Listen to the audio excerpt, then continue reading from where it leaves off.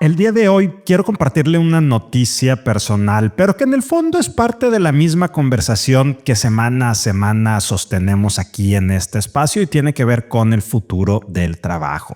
Pues le platico que a partir del jueves pasado comencé a publicar una columna semanal en la revista Meet Sloan Management Review México, es decir, la versión en español de la revista Meet Sloan Management Review.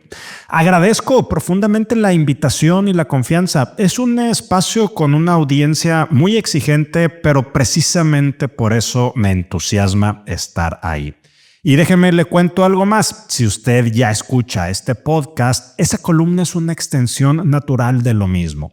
Es el mismo tema, el mismo lente y el mismo foco. Entender cómo se está moviendo el mundo del trabajo, qué decisiones están tomando las empresas, qué están dejando de hacer los gobiernos y qué implicaciones reales tendrá esto para las personas y para la competitividad.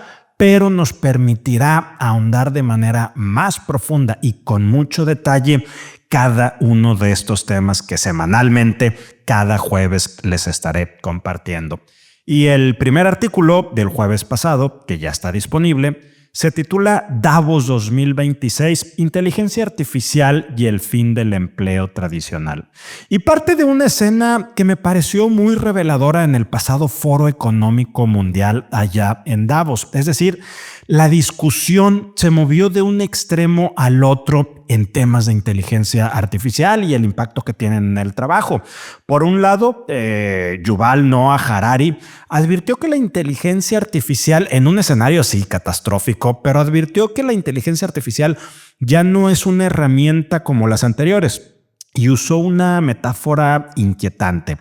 Un cuchillo tradicional, dice Harari, no decide nada. La persona decide si corta un pedazo de carne o lo utiliza para comer ensalada.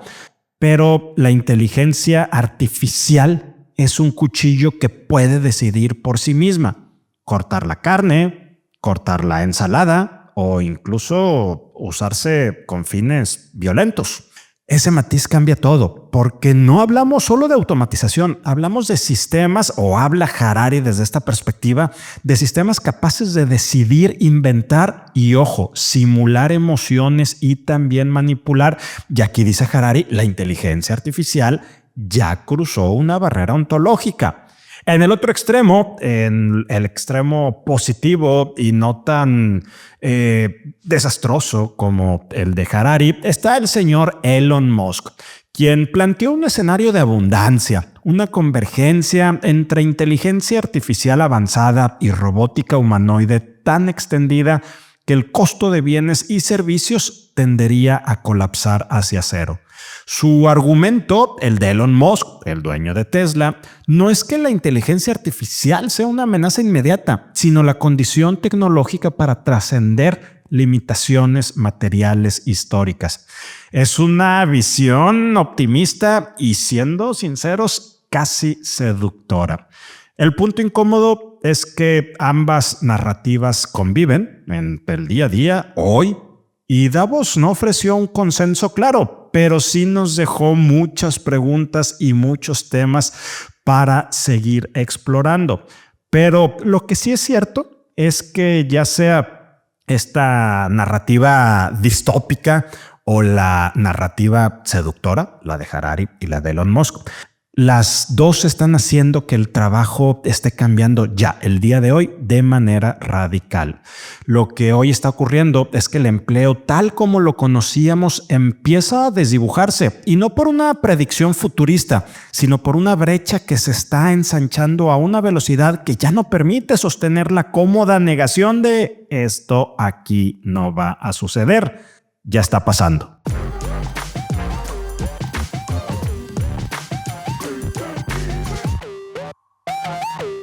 Think Talent presenta People Trends the Human Leader con Rogelio Segovia. Te damos la bienvenida a este espacio en el cual analizaremos los aspectos más relevantes del mundo empresarial, del talento y las tendencias del mercado, así como el impacto que tienen en el presente y futuro de las personas. Gracias por acompañarnos. Bienvenidos a People Trends, un espacio que explora los aspectos más relevantes del talento y del trabajo. Hoy es martes 10 de febrero, yo soy Rogelio Segovia, gracias por estar aquí.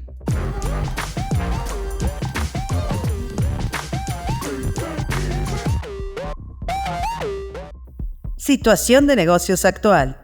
Comienzo con Kroger, el mayor supermercado puro de Estados Unidos y una de las empresas minoristas de comestibles más grande de Estados Unidos, operando supermercados, tiendas de conveniencia y centros de combustible en 30 estados de aquel país. Pues bueno, le cuento que la semana pasada nombró como nuevo CEO a Greg Foran, exdirector de Walmart, Estados Unidos, y que más recientemente fue el director general de Air New Zealand. El mercado lo leyó como un cierre de periodo de incertidumbre que tenía esta compañía. La acción reaccionó al alza porque la apuesta es un operador con historial de ejecución, transformación digital y disciplina operativa. Vea usted aquí lo relevante, el mercado reacciona de una manera positiva porque en este plan de sucesión el director general conoce profundamente el mercado. Y el ángulo estratégico desde una perspectiva de negocios en todo esto es bastante claro, porque en el entorno donde Amazon y Walmart están redefiniendo el retail de comestibles, Kroger, este supermercado puro, necesita un operador con disciplina digital para no quedarse rezagado. Segundo, le platico de Disney. Seguimos hablando de Disney. Aquí sí hay una actualización relevante frente a lo comentado en el episodio anterior. Ya no es una búsqueda de sucesor. Ya hay sucesión definida. Nosotros platicamos el miércoles pasado, porque fue la semana pasada semana corta, y le decía que en los siguientes días se iba a estar nombrando al sucesor. Bueno, el mismo miércoles ya se nombró por parte de Disney y la empresa anunció que Josh D'Amaro asumirá como CEO de la compañía a partir del 18 de marzo de este 2026 en la asamblea anual. Y esto no es solo un relevo ejecutivo, es una decisión de consejo. Y acuérdese que aquí el actual director general, el saliente, no participó en un momento en que Disney necesita reequilibrar su triángulo más complejo: contenido, tecnología y rentabilidad. Y fíjese, también creo que esto es relevante. El director general actual, el señor Bob Iger, que estará dejando, le digo, próximamente la posición, no continuará como consejero. Digo, sí va a estar en un periodo de transición en el consejo, pero hasta finales de diciembre de este año y a su casa. Es decir, están tratando de hacer un poco más disciplinado este proceso del desastre que ocurrió la última vez y que ya platicamos la semana pasada. Hablando de nuestro país de México, un movimiento de gobierno corporativo en la banca. HSBC México nombró a José Antonio Meade como presidente de su consejo de administración. Es más que institucional, esto es un blindaje de gobernanza en un año donde los bancos operarán con un Banco de México cauteloso. La inflación todavía es bastante incómoda y el crecimiento que exige crédito sano, no temas de euforia. Esta es una transición. El señor Meade ya tiene muchos años en esta organización, pero donde la gobernanza importa tanto como la estrategia y la operación del día a día. Y finalmente, la Secretaría de Hacienda anunció un plan de inversión en infraestructura por 5.6 billones de pesos con el objetivo de articular crecimiento económico con desarrollo y bienestar. Ya ve que hemos estado platicando que el país no está creciendo y la inversión productiva está desplomada. Este anuncio, hecho la semana pasada, se convierte en un punto clave para empresas de construcción, energía y transporte, y bueno, marca un giro hacia proyectos de gran escala en 2026. Estemos atentos porque sí son muy necesarios para nuestro país y ojalá se llegue a buen puerto con esta inversión en infraestructura, le decía, por 5.6 billones de pesos. Economía. México arrancó febrero con el dato macro más importante de la semana, la inflación de enero. El INEGI, el Instituto Nacional de Estadística, Geografía e Informática, reportó un incremento mensual del 0.38% y una inflación anual del 3.79%. El número está dentro de parámetros manejables, pero lo relevante es la lectura de la composición. La inflación subyacente sigue mostrando persistencia en alimentos y servicios. Y esto es lo que de verdad complica la narrativa de que la inflación ya está controlada. En términos prácticos, el consumidor no compra promedios, compra los rubros donde se siente el aumento. Por eso no sorprendió la segunda señal. Banxico, Banco de México, pausó el ciclo de recortes y mantuvo la tasa en 7% este pasado 5 de febrero. El mensaje es de cautela, observar determinantes de inflación y evaluar el grado de restricción monetaria. Traducido al lenguaje de negocio, el Banco Central no quiere adelantarse. En un entorno donde la inflación no está bajando en línea recta, la política monetaria tiene que ser más detallada, más consensuada y no en automático se estén haciendo estas bajas y que esto transmita mucha mayor certeza a la población, pero también a los inversionistas extranjeros e institucionales. Temas de Estados Unidos y el entorno global. En Estados Unidos esta semana tuvo un elemento bastante atípico. Se retrasaron los reportes clave. El informe de empleo de enero y el dato de inflación se reprogramaron para el 11 y el 13 de febrero respectivamente. Esto por disrupciones asociadas al calendario gubernamental.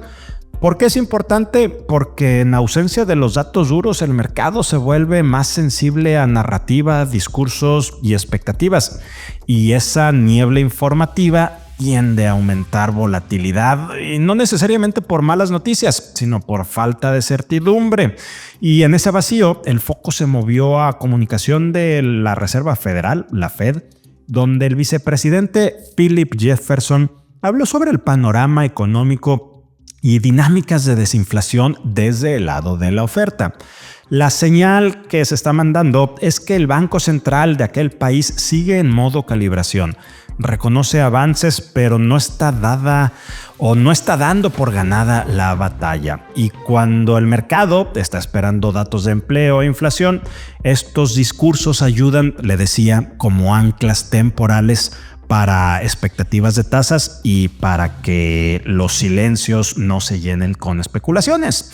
Y en Europa, un dato simple pero potente: la inflación de la eurozona en estimación preliminar bajó a 1.7% en enero desde 2.0% en diciembre, un indicador que le hemos venido dando seguimiento aquí en este espacio.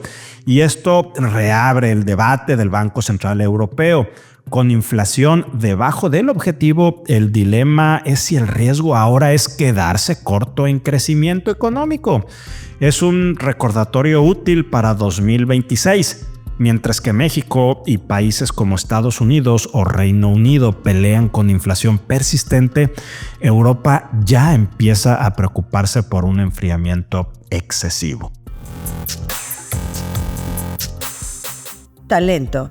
Isca González nos habla hoy de una herramienta nueva de LinkedIn Hiring Pro, una conversación que nos trae Isca muy práctica sobre cómo se está rediseñando la contratación cuando el reclutamiento compite, sí, por candidatos, pero también por atención. ¿LinkedIn dejará sin trabajo a los reclutadores? LinkedIn Hiring Pro es la solución para pequeñas y medianas empresas sin equipo de reclutamiento que LinkedIn lanzó recientemente. Disponible solo en inglés y en Estados Unidos por el momento, es un asistente de reclutamiento impulsado por inteligencia artificial. En mi experiencia como reclutador, amigos, les puedo decir que todo lo que Hiring Pro puede hacer es básicamente lo que hace un sourcer, es decir, identificar, filtrar y priorizar candidatos. Obviamente lo único que no hace es presionar al gerente para que te dé retroalimentación a tiempo de los candidatos que mandaste. ¿Cómo funciona? La empresa publica una vacante en LinkedIn y cuando elige la opción Hiring Pro le va a ayudar a redactar esa descripción de puesto. O sea, por eso dice que no necesitas ninguna experiencia en reclutamiento, tú vas a escribir lo que necesitas y la herramienta le da forma de una vacante. Si después eligen promocionarla, es decir, el esquema de sponsor pagado, entonces tiene diferentes funciones avanzadas como invitaciones diarias a candidatos calificados que no aplicaron a la vacante, clasificación automática de postulantes y apoyo con un prefiltro inicial. La herramienta entonces revisa perfiles y currículum si es que los encuentra dentro de LinkedIn y los compara con los requisitos del puesto.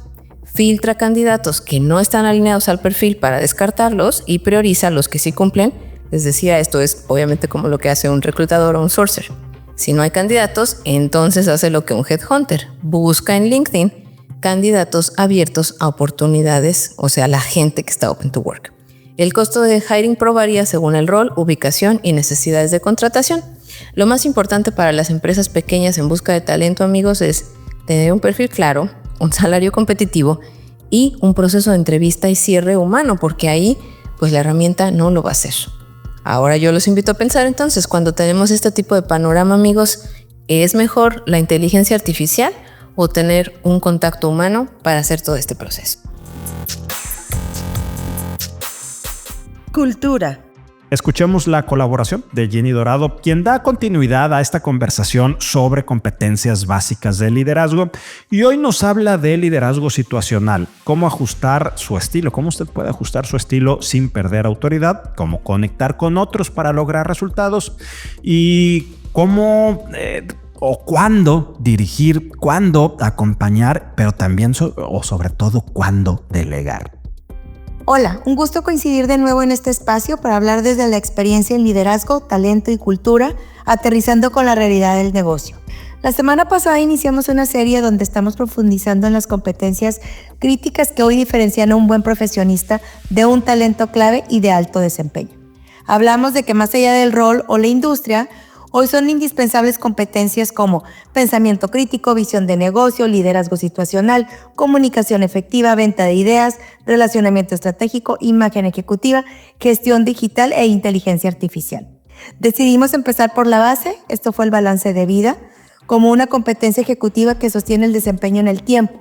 Después, dimos el siguiente paso con relacionamiento estratégico, entendiendo que a partir del nivel gerencial, la calidad de nuestras relaciones pueden acelerar o frenar nuestro crecimiento. Hoy toca una competencia que conecta con todas las anteriores, liderazgo situacional. Ser líder hoy no es tener un solo estilo, ni dirigir a todos de la misma manera. Es decir, no le podemos dar nieve de limón a todos. Ser líder hoy implica versatilidad, capacidad de lectura y sobre todo de habilidad para conectar con otros, porque el desempeño no se logra en solitario. Recuerda que no puede ser el llanero o la llanera solitaria. Se logra en relación con otros. Para poder delegar, colaborar y lograr resultados sostenibles, primero necesitamos entender algo que es crítico y fundamental. No todas las personas necesitan el mismo tipo de liderazgo. El modelo de liderazgo situacional que maneja Hershey y Blanchard nos lo explica muy bien. El liderazgo efectivo depende del nivel de madurez, experiencia y motivación de la persona que tenemos enfrente. Cuando nos ajustamos en nuestro estilo a la otra persona, típicamente lo que hacemos es poder conectar y sabemos definir cuándo dirigir, cuándo persuadir, cuándo acompañar y cuándo soltar, ¿va? Cuando nosotros no ajustamos nuestro estilo, pues lo que hacemos es sobrecontrolamos a quien ya se puede decidir, abandonamos a quien todavía necesita guía, frustramos a los equipos y erosionamos la confianza. Nosotros en Think Talent hacemos una combinación de este modelo de Blanchard y Hershey con el modelo de los 4 elementos. ¿Qué quiere decir? Que un buen líder es capaz de poder entender al otro, de saber que yo tengo que aprender y leer qué es lo que el otro lo puede motivar, mover, porque al final todos queremos lograr resultados. Algo que es importante aquí es donde quiero dejar un mensaje que es crítico. Liderar no es imponer mi estilo, es adaptar mi estilo para conectar con el otro y lograr resultados. Eso es liderazgo de conexión, es liderazgo con empatía. Recuerda que para poder conectar con otros, primero tengo que entender al otro en cuanto a saber qué necesita, qué sabe, qué le preocupa y desde ahí decidir cómo debo de liderar la relación con el otro. Fíjate cómo tiene correlación con el tema de relacionamiento estratégico. Si yo quiero que mis relaciones estratégicas sean mejores, yo tengo que también ser un líder muy versátil. Ahora, recuerda que el que yo me adapte a otros no significa que esto es debilidad, es una madurez ejecutiva. Y te quiero dejar con esta reflexión para cerrar este episodio. ¿Qué tanto ajustas tu estilo de liderazgo para conectar con las personas que lideras? ¿Y qué tanto esperas que sean ellas las que se adapten a ti? Recuerda que el liderazgo de hoy es crítico, la conexión con el otro. No es opcional, es el camino para lograr un desempeño individual, grupal y de empresa. Nos vemos hasta la próxima. Que no se nos escape. Hoy martes, se vota en comisiones el tema de la reducción de la jornada laboral. Yeshua Gómez nos explica qué significa esa votación y el camino legislativo real, incluido el proceso de reforma constitucional, para que esto siga avanzando. Las Comisiones Unidas del Senado de la República, es decir, los puntos constitucionales de trabajo y previsión social y estudios legislativos, se van a reunir para discutir y votar el dictamen que propone reducir la jornada laboral de 48 a 40 horas semanales.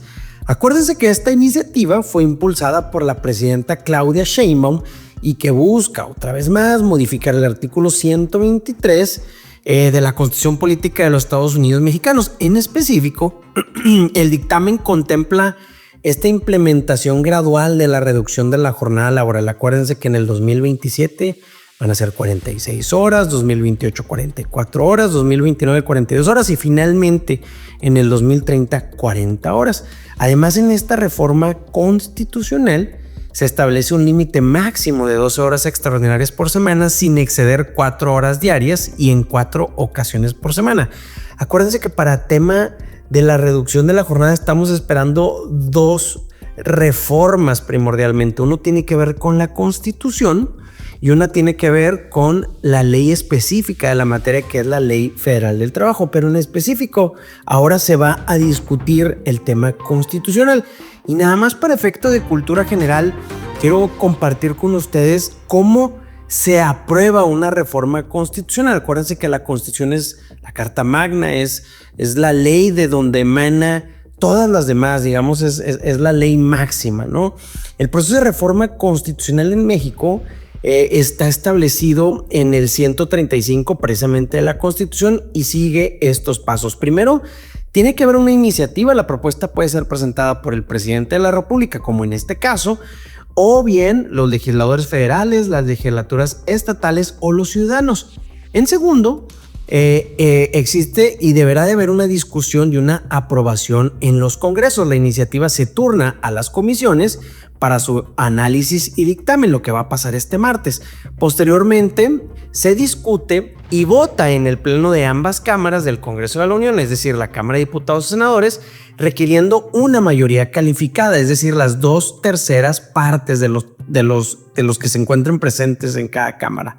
Y en el caso específico de las reformas constitucionales, hay un paso 3, que es la aprobación por las legislaturas estatales. Es decir, una vez que se apruebe por el Congreso, la reforma se envía a las legislaturas de los estados y se necesita aprobación de al menos la mitad más una de las 32 legislaturas estatales. Es decir, al menos 17 estados deberán aprobar la reforma constitucional. Y por último, el paso número 4 es la promulgación y la publicación. Con las aprobaciones necesarias, el Congreso realiza el cómputo y declaratoria de reforma constitucional y el presidente de la República la promulga y la publica en el Diario Oficial de la Federación. Con este proceso, se garantiza que las reformas de la Constitución reflejen un consenso amplio y representativo para la Federación. Entonces, nada más, como un dato, es bien importante establecer que la discusión de esta reforma laboral, pues ya lo hemos comentado, es un paso bien significativo hacia la mejora de las condiciones laborales en México, y su avance va a depender del consenso entre las distintas fuerzas políticas y las legislaturas estatales. Nos seguimos escuchando la próxima semana en el People Trends. Y así cerramos el episodio 114 de People Trends. Gracias por acompañarnos este martes 10 de febrero. Recuerde por favor seguirnos en Spotify, Apple Podcast, Amazon Music o su plataforma favorita y también de activar la campana para recibir notificaciones de los nuevos episodios. Soy Rogelio Segovia, me encuentra en X como @Rogelio Segovia y en mis columnas, ahora en el Meet Sloan Management Review México de manera semanal los jueves y del periódico El Norte de Grupo Reforma de manera quincenal los sábados. Ha sido un gusto compartir este espacio con usted. Nos escuchamos la próxima semana.